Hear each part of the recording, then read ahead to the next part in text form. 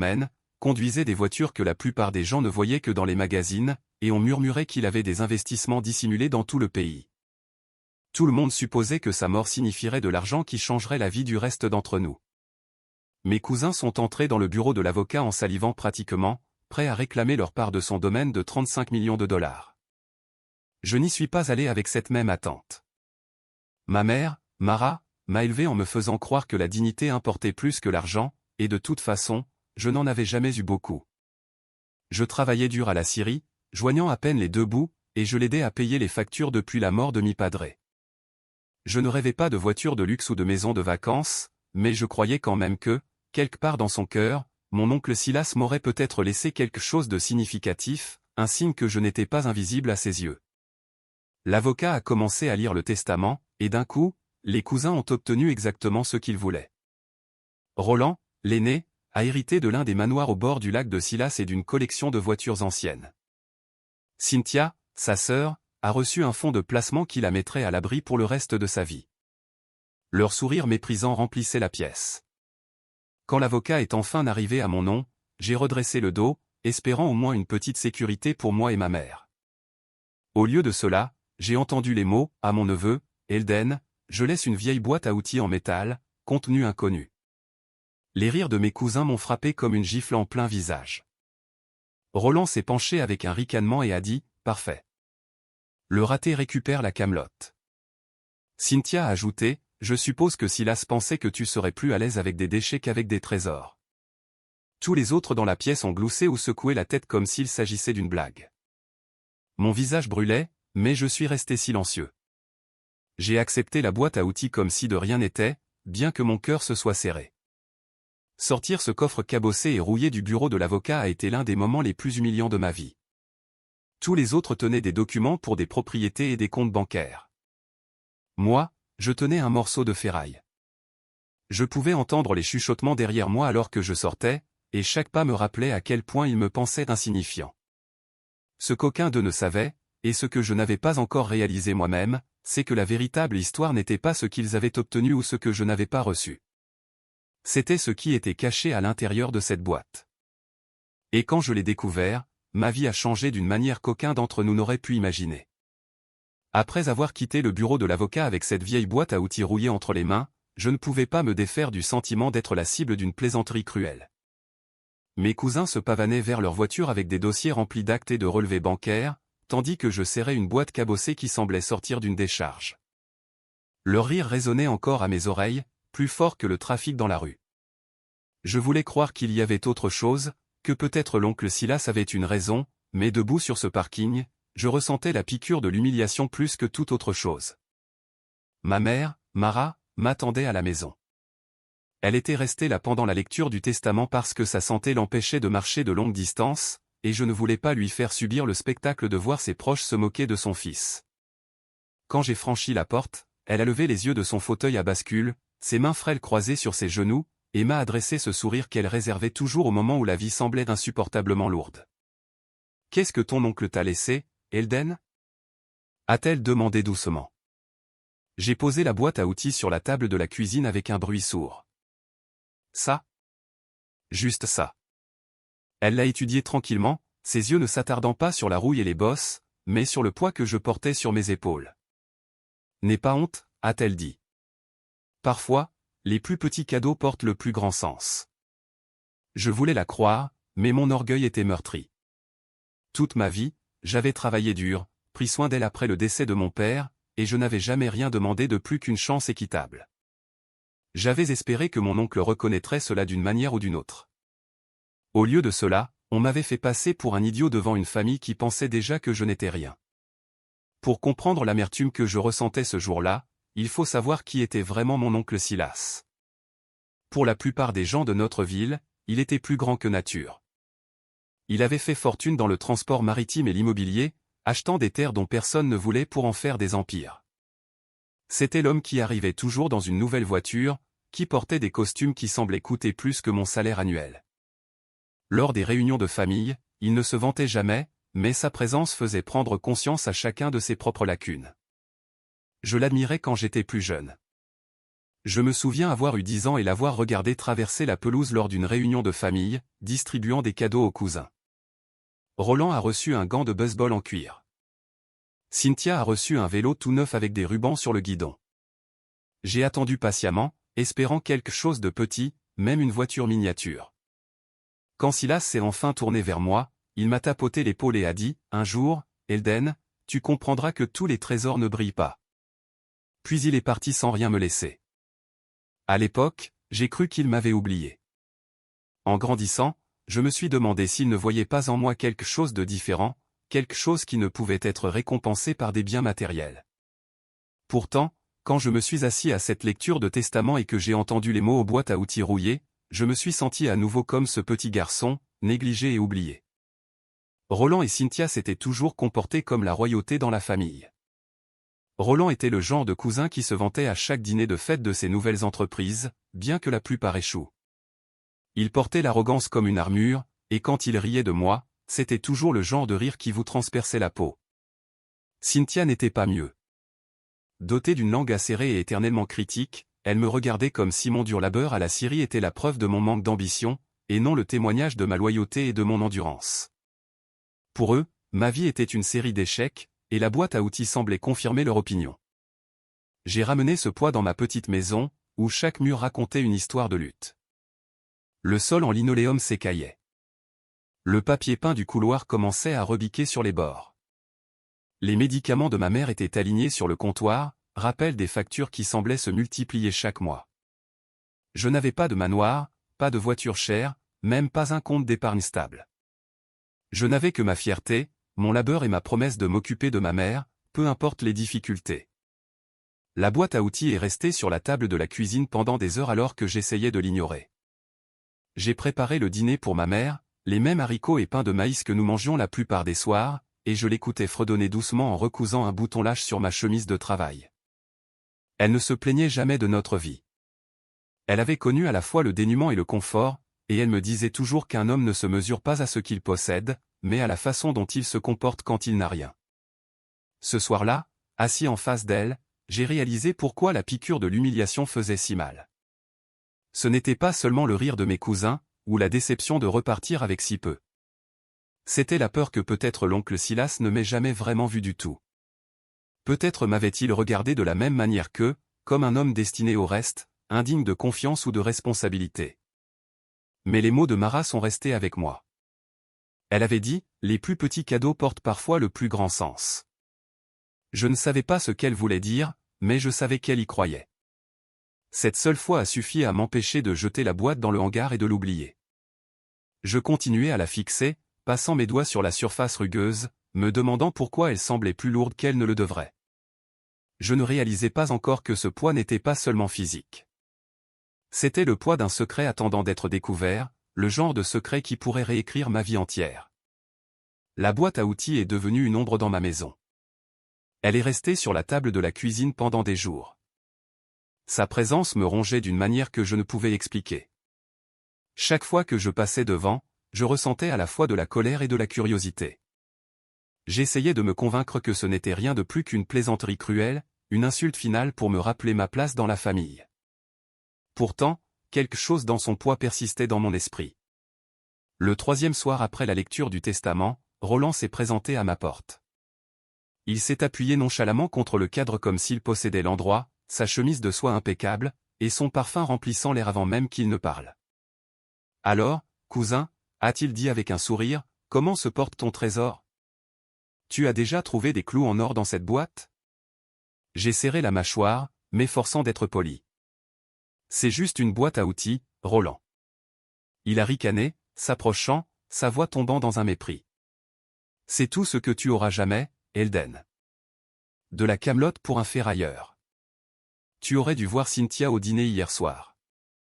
Elle a failli tomber de sa chaise en riant, en t'imaginant en train de polir ce truc rouillé comme s'il valait un centime. » Ma mère, qui était assise dans le salon, s'est exclamée d'un ton sec, « Roland, ça suffit. » Sa voix gardait toujours de l'autorité malgré son état fragile. Mais Roland a seulement haussé les épaules, m'a lancé un signe moqueur et est retourné à sa voiture en se pavanant. Son rire a résonné dans la rue alors qu'il s'éloignait.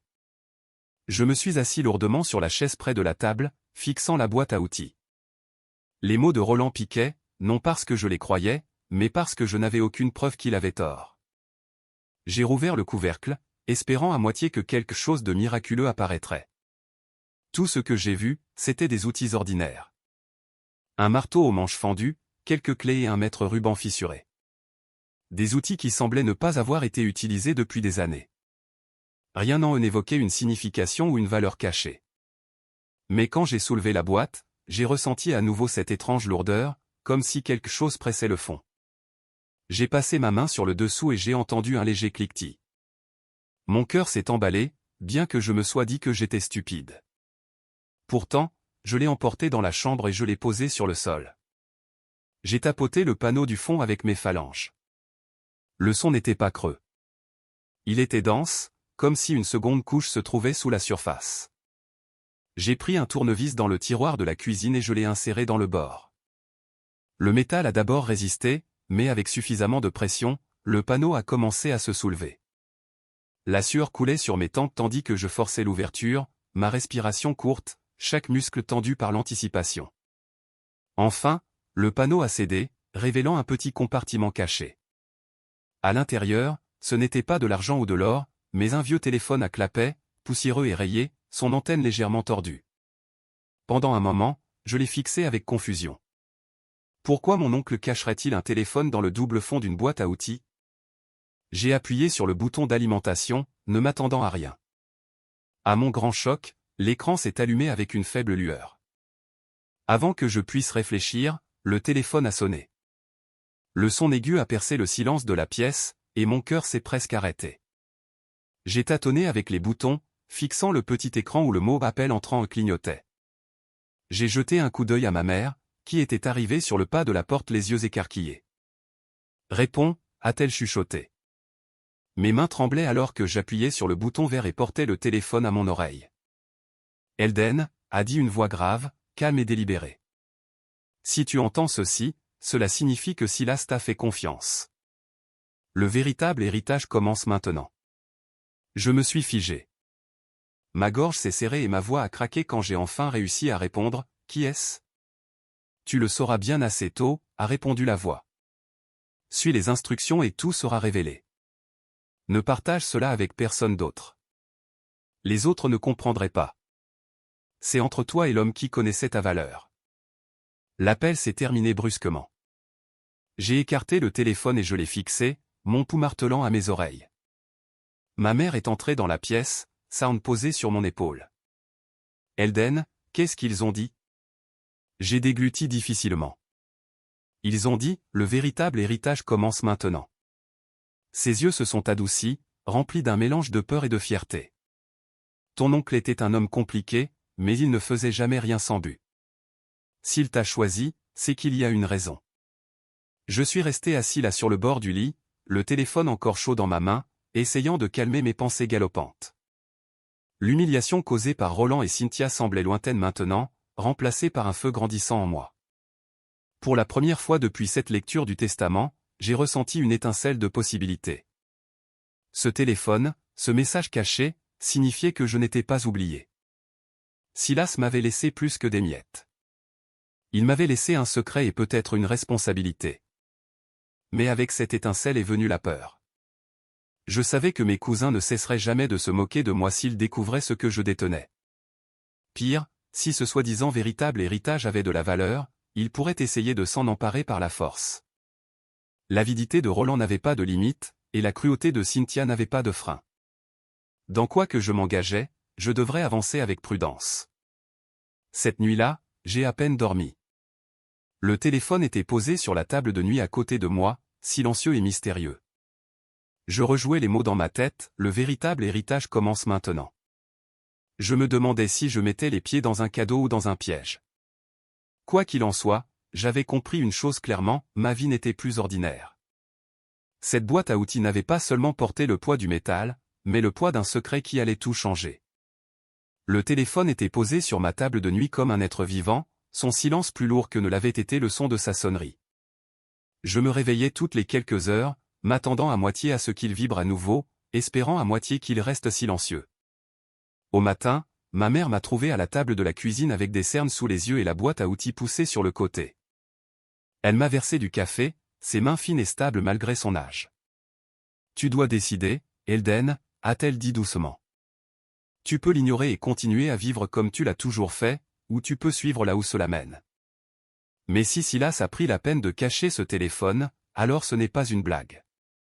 Ces mots se sont installés en moi comme une pierre. Je savais qu'elle avait raison. L'humiliation de la visite de Roland brûlait encore dans ma poitrine. Mais maintenant, j'avais quelque chose qu'il n'avait pas. J'avais été choisi, même si je ne comprenais pas encore pourquoi. Ce soir-là, le téléphone a sonné à nouveau. J'ai failli le faire tomber en m'empressant de répondre. La même voix grave a parlé, calme et mesurée. Elden, écoute attentivement. Il y a un centre de stockage à la lisière de la ville. Unité 17. Le code pour le déverrouiller et la date d'anniversaire de ton père. Vas-y ce soir. Ne dis à personne où tu vas. L'appel s'est terminé avant que je puisse poser des questions. J'ai fixé le téléphone, l'esprit en ébullition. Qui que ce soit, il savait des choses que seule la famille pouvait savoir. L'anniversaire de mon père n'était pas quelque chose que l'on pouvait trouver dans un registre public. J'ai dit à ma mère ce que la voix avait dit. Elle a hoché la tête lentement, l'expression grave. Ton oncle te faisait confiance. Il n'a jamais gaspillé sa confiance. Si tu y vas, sois prudent. Prends le camion et ne laisse pas tes cousins te voir. La pensée que Roland ou Cynthia aient vent de cela me glaçait le sang.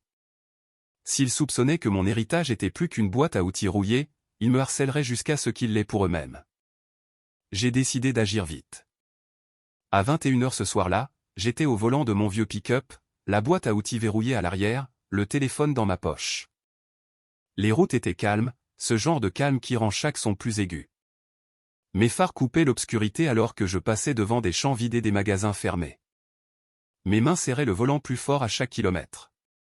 Quand je suis arrivé au centre de stockage, le portail se dressait, grand et menaçant. Le téléphone a vibré dans ma poche juste au moment où je coupais le moteur. La voix est revenue, calme et posée. Le code du portail est l'année où tu as obtenu ton diplôme de fin d'études secondaires. Utilise-le, puis va directement à l'unité 17. J'ai tapé les chiffres, le cœur battant, et le portail a grincé en s'ouvrant. J'ai fait avancer le camion doucement à l'intérieur, le gravier crissant sous les pneus plus fort qu'il ne l'aurait dû. Les rangées d'unités de stockage s'étendaient dans les deux directions, les portes métalliques scintillant sous les faibles lumières suspendues. Je me suis garé devant le numéro 17 et je suis descendu. Le clavier sur la porte clignotait en rouge. J'ai entré l'anniversaire de mon père, chaque chiffre tremblant sous mes doigts. Au dernier chiffre, la lumière est passée au vert et le verrou s'est relâché avec un cliquetis lourd. J'ai tiré la porte vers le haut, et l'écho de son roulement semblait ébranler toute la rangée. À l'intérieur, l'air sentait légèrement la poussière et l'huile. Au premier coup d'œil, cela ressemblait à une unité ordinaire, des étagères, une bâche recouvrant quelque chose de volumineux, des piles de carton, mais je pouvais sentir le poids de l'intention dans chaque détail. Le téléphone a encore vibré dans ma poche. J'ai répondu rapidement. La voix a dit, « Tu es au bon endroit. » Regarde sous la bâche, puis lis la lettre sur le bureau. Je suis entré, mes bottes crissant sur le sol en béton. La bâche recouvrait quelque chose de lourd. D'une grande inspiration, je l'ai retirée pour révéler 3 caisses métalliques empilées. Ma poitrine s'est serrée quand j'ai vu les lettres au pochoir sur leur côté, propriété de S. Alloway. Le nom de mon oncle. À côté des caisses se trouvait un bureau, vieux mais solide. Sur le dessus, une seule enveloppe avec mon nom écrit en très gras, Elden. Mes mains tremblaient alors que je l'ouvrais. À l'intérieur se trouvait une lettre écrite de l'écriture ferme de mon oncle. Elden, si tu lis ceci, c'est que tu as déjà fait tes preuves. J'ai laissé les domaines et l'argent à tes cousins parce que c'est ce qu'ils voulaient. Cela les ruinera, et je ne m'en soucie plus. Toi, par contre, je te confie ce qui compte vraiment. Ces caisses contiennent une partie de mon héritage, pas seulement de la richesse, mais des registres, des cartes et des preuves d'investissement que toi seul peux gérer. Je t'ai choisi parce que tu travailles avec tes mains. Tu vis avec humilité et tu comprends la loyauté. Ne gaspille pas cela. C'est ton héritage. Protège-le. J'ai dû m'asseoir. Les mots dansaient devant mes yeux. Mon oncle ne m'avait pas abandonné, il ne s'était pas moqué de moi. Il m'avait choisi au-dessus de tous les autres. L'humiliation que j'avais ressentie quelques jours auparavant a commencé à s'effriter, remplacée par quelque chose de plus lourd mais de plus fort, la responsabilité. J'ai de nouveau regardé les caisses, leurs flancs en acier brillant sous la lumière. J'imaginais les cousins célébrant leur domaine et leur voiture, inconscients que la véritable fortune, celle qui vaut plus que l'argent, se trouvait dans une unité de stockage poussiéreuse à mon nom. Pour la première fois depuis des années, j'ai ressenti l'étincelle de quelque chose que je pensais avoir perdu depuis longtemps, la fierté. J'ai repris le téléphone une fois de plus. J'ai lu la lettre, ai-je dit dans le combiné. La voix a répondu, alors tu comprends. Ce n'est que le début. La ligne a coupé. Je suis resté là, dans le calme de l'unité, les mots de mon oncle résonnant dans mon esprit, et j'ai su que j'avais franchi une ligne dont je ne pourrais jamais revenir. Ma vie avait changé. Ce qui venait ensuite exigerait tout de moi. Je me tenais dans cette unité de stockage avec la lettre de mon oncle à la main et les caisses brillant dans la faible lumière. Mes jambes étaient lourdes, ma poitrine serrée, comme si l'air lui-même portait le poids du moment. Pendant des années, on m'avait fait croire que j'étais le neveu oublié, celui destiné à vivre dans l'ombre de l'arrogance de mes cousins. Pourtant, j'étais là, fixant la preuve que mon oncle avait vu en moi quelque chose que personne d'autre n'avait vu. J'ai replacé la lettre soigneusement sur le bureau et me suis tourné vers les caisses. Elles étaient fermées par de lourds cadenas, chacun estampillé des mêmes initiales, SH. J'ai essayé de soulever la première caisse, mais elle a à peine bougé. Quoi qu'il y ait à l'intérieur, c'était d'un poids sérieux. J'ai saisi le pied de biche appuyé contre le mur et je l'ai coincé sous le verrou jusqu'à ce que le métal cède. Quand j'ai soulevé le couvercle, je me suis figé. À l'intérieur, empilés soigneusement en rangées, se trouvaient des lingots d'or, des dizaines, brillant même sous la faible ampoule suspendue. Je n'avais vu de l'or qu'en photo, mais son éclat pur était incomparable. Mes genoux ont failli lâcher. La deuxième caisse contenait des liasses de billets de banque bien serrés, les bords impeccables malgré les années. La troisième était différente. À l'intérieur se trouvaient des journaux reliés en cuir, des cartes enroulées avec de la ficelle et un jeu de vieilles clés. J'ai sorti un journal et les feuilleté. Chaque page contenait l'écriture de mon oncle, soigneuse et délibérée, documentant des comptes, des investissements et des notes sur des propriétés réparties dans différents états. Ce n'était pas seulement de la richesse. C'était une feuille de route vers quelque chose de plus grand, quelque chose que mes cousins n'auraient jamais imaginé exister. Le téléphone a encore vibré. J'ai répondu rapidement, la voix tremblante. Je les ai ouvertes. L'or, l'argent, les journaux. C'est quoi tout ça? La voix à l'autre bout était calme, presque fière. C'est la véritable fortune de ton oncle. Pas les manoirs et les voitures clinquantes qu'il a données, mais les fondations de son empire. Il t'a fait confiance pour le perpétuer. Il croyait que tu avais le cœur pour le protéger, pas pour le gaspiller. J'ai dégluti avec difficulté, fixant les journaux dans mes mains. Pourquoi moi? Il me parlait à peine. Parce qu'il t'observait, a dit la voix fermement. Il savait que tu prenais soin de ta mère quand personne d'autre ne le faisait.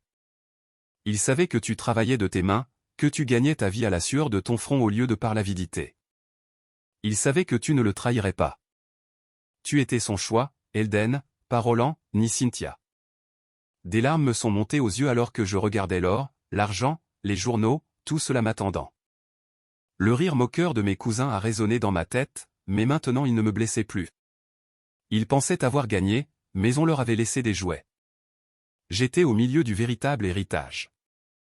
Soudain, des phares ont balayé les rangées d'unités de stockage, me sortant de ma torpeur. Mon estomac s'est noué. Je me suis accroupi derrière les caisses, le pouls battant la chamade. À travers les interstices de la porte, j'ai vu la voiture de Roland rouler lentement dans l'enceinte. Le capot noir et élégant brillait sous les lampadaires. Mon cœur s'est emballé en le regardant sortir. Son téléphone était collé à son oreille, ses yeux balayaient la rangée. « Ouais » a-t-il dit bruyamment, sa voix portant dans le silence de la nuit. « Le camion du raté est ici. Il cache quelque chose. » J'ai serré les poings. Il avait dû me suivre. Mon secret était à quelques secondes d'être découvert. J'ai pris le téléphone dans ma poche, chuchotant dedans, Roland est ici. Qu'est-ce que je fais? La voix a répondu sans hésitation, verrouille l'unité et pars maintenant. Protège ce qui est à l'intérieur.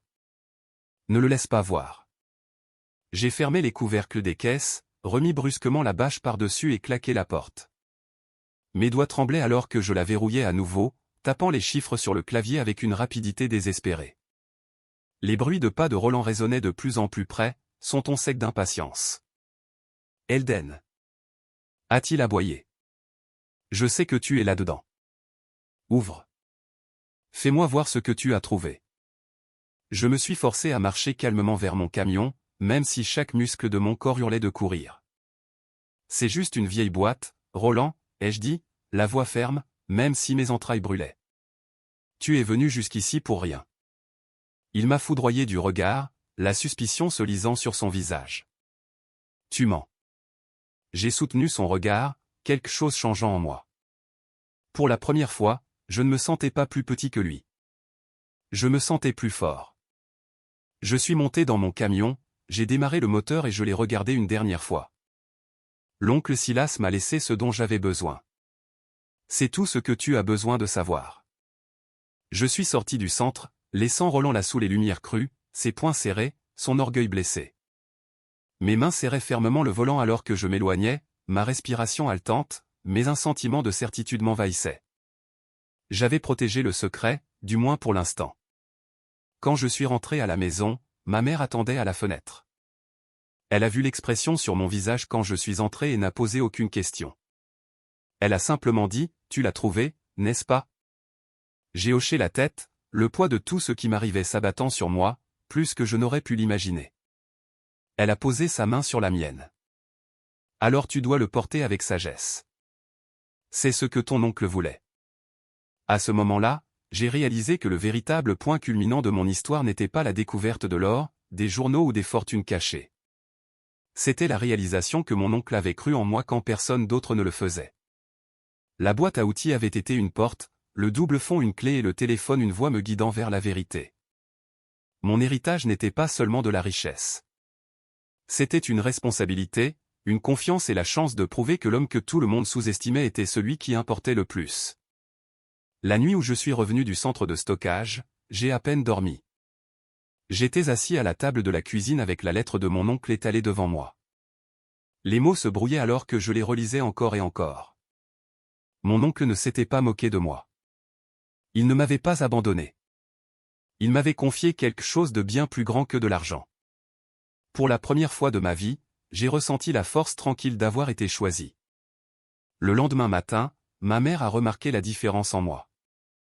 Elle m'a observé par-dessus sa tasse de thé et a dit, « Ton père a toujours cru que tu étais fait pour plus que cette petite vie. » Je pense que Silas croyait la même chose. J'ai hoché la tête lentement.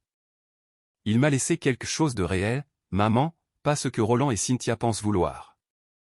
Quelque chose de plus, quelque chose que je dois protéger. Elle a tendu la main sur la table, sa main chaude sur la mienne. Alors protège-le et utilise-le pour faire le bien.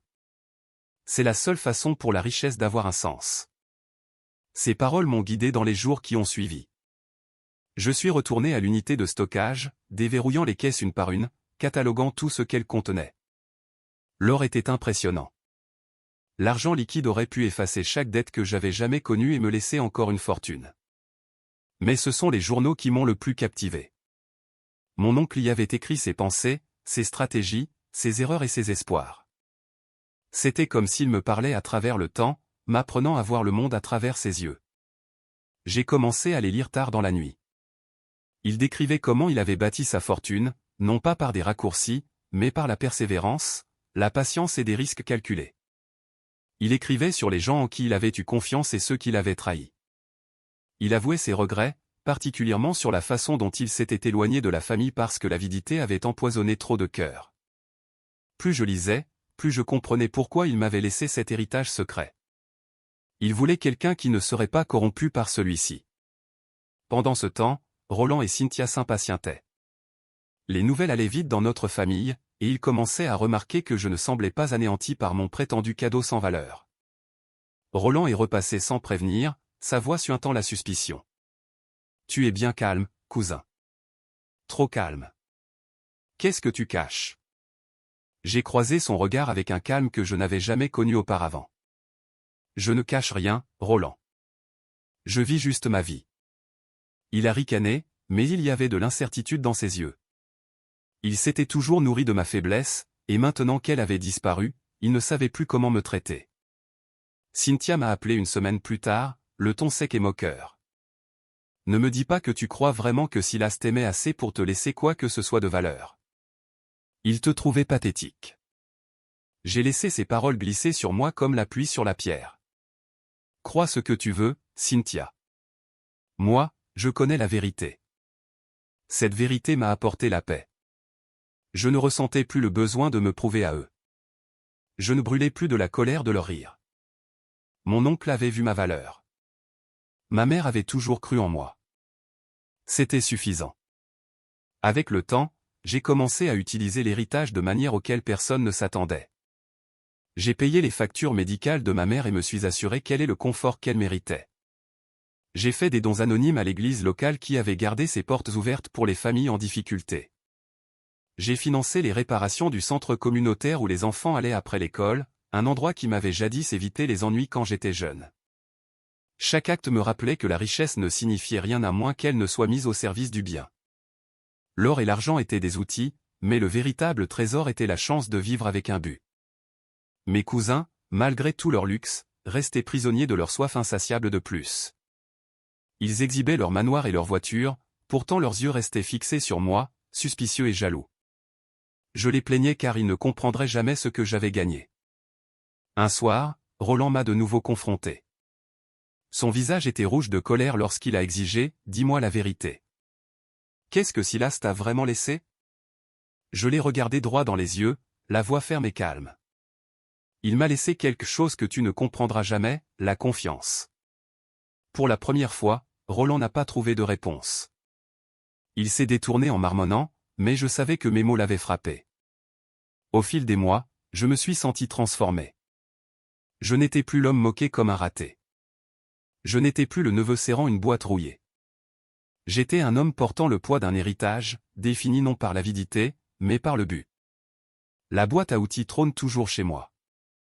Je la garde comme un rappel, non pas de l'humiliation, mais du moment où tout a changé. Elle me rappelle que parfois le monde déguise ses plus beaux cadeaux dans les emballages les plus simples.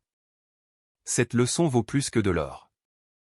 Alors, quand je raconte cette histoire, ce n'est pas pour me vanter de ma richesse ou de ma fortune. Je la raconte pour ce qu'elle m'a appris. Ne laissez jamais le rire des autres vous convaincre que vous ne valez rien. Ne supposez jamais que le plus petit cadeau n'a aucune valeur. Et n'oubliez jamais que le véritable héritage ne se mesure pas en domaine, en voiture ou en compte bancaire. Il se mesure en confiance, en responsabilité et en ce que vous choisissez de faire quand la chance se présente enfin à vous. L'oncle Silas m'a donné plus que de l'argent. Il m'a donné l'opportunité de faire mes preuves, et cela a tout changé.